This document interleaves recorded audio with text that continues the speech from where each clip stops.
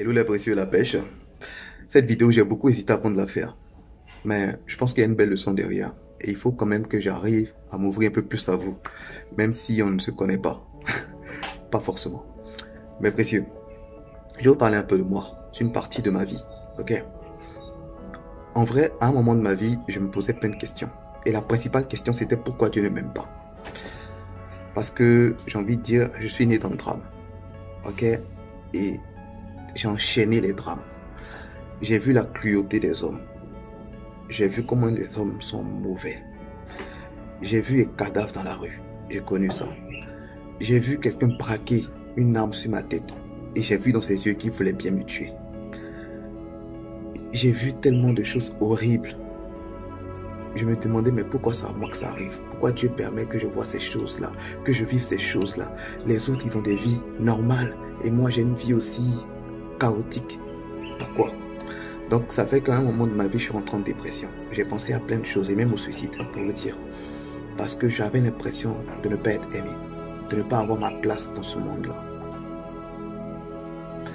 Je vous parle de ça parce que je reste convaincu que parmi nous, il y a des gens qui peuvent vivre ce genre de situation.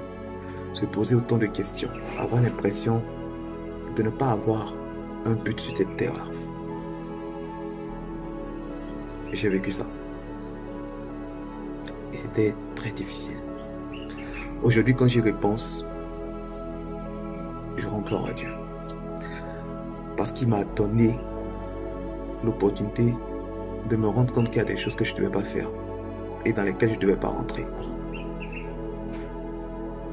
Le fait de savoir le mal que peut créer une situation m'a obligé à ne pas faire ce mal-là.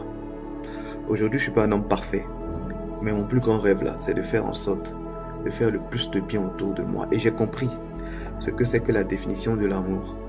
Tout ce que j'ai pu vivre de dramatique dans ma vie là était dû à l'égoïsme, au fait que les gens cherchaient leur intérêt avant tout.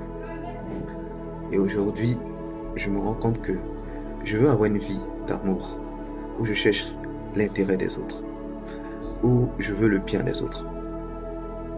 Voilà.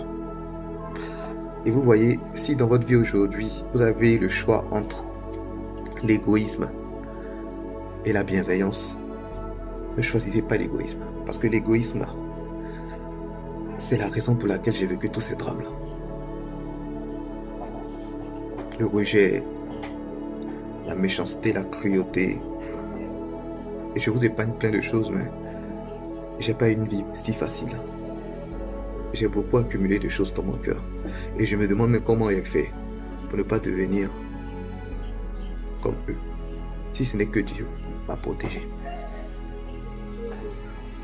Choisissons l'amour. Et puis, ne faisons pas le mal qu'on nous fait. Ça, c'est la pire erreur qu'on pourrait faire. Quelquefois, en subissant le mal, on a envie de rendre, mais on ne grandit pas en faisant le mal. On apprend en regardant les gens nous faire du mal. Et même si on ne comprend pas, remettons tout à Dieu, parce que lui, il comprend. Un jour, on dira, merci Seigneur, parce qu'on aura compris.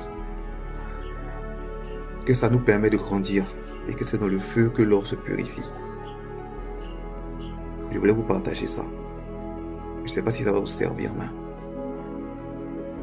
c'est important de ne pas rentrer dans le jeu du mal et de chercher à être un être d'amour, parce que Dieu est amour et qu'on a été créé à sa ressemblance. Idéalement, il faut mieux rentrer dans son plan. Stay gold.